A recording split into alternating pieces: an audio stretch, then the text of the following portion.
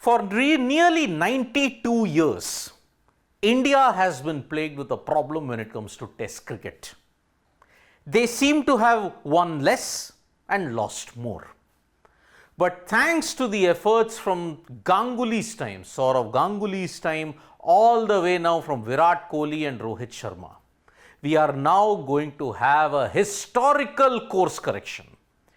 Because when India take on Bangladesh in Chennai, and if they win in Chennai, then India would have created history. Because if India win in Chennai, they will have a positive win-loss ratio in tests for the first time ever. They will join only a select list of teams that have won more than lost. Currently, if you look at it, India have 578 tests, they have won 178 and lost 178. So they have an even ratio at this point. But if they win, they might also overtake Pakistan. For far too long, Pakistan have had a superior head-to-head record as well as the best win-loss ratio in Asia. Now, India might very well beat Pakistan to that. Fifth test team, India will become only the fifth test team in the history of the game to have a positive win-loss ratio. Now, what is a positive win-loss ratio? The more you win and the less you lose, that is how the win-loss ratio is counted. Now, if the win-loss ratio is over 1 or above is considered to be a fantastic record. And that is why India will join one of the elite nations when you look at it.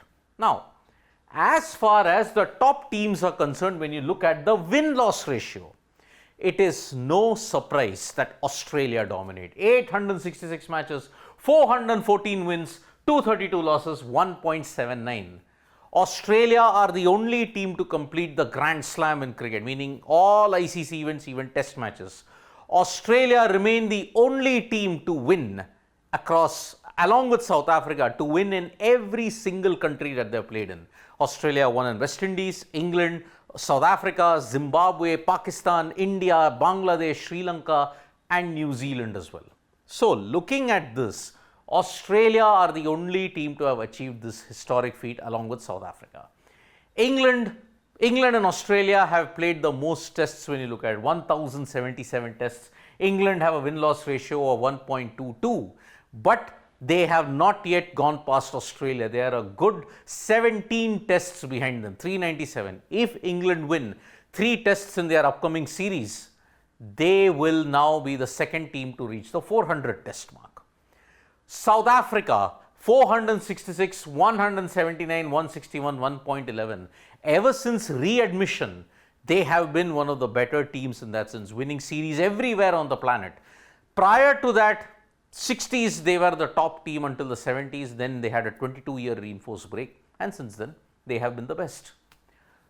Pakistan. Now, ever since Pakistan started playing test cricket around 1952, they have had a positive win-loss ratio. And this is very, very surprising considering the fact that in the SENA countries, if you look at it, they haven't had a great record. But in Asia and in England in particular, and also the West Indies, they managed to turn their record around. In the 80s, Pakistan were the only team to go toe-to-toe with the West Indies, that mighty West Indies. India, 579, 178, 178. If they win, they will then go past potentially Pakistan. So that is the way when we are looking at it. 179 matches, 178 losses. It will truly be a historic feat. West Indies, the almighty West Indies team, 580 tests, 183, 214, 0.85. From the highs of the 80s for 25 years now, they have really been struggling. And because of that, it's a rather sad sight for them. But the Indian cricket team in Chennai will be aiming to have a positive win-loss ratio. By the end of the series, they would have had a much better win-loss ratio than most sides.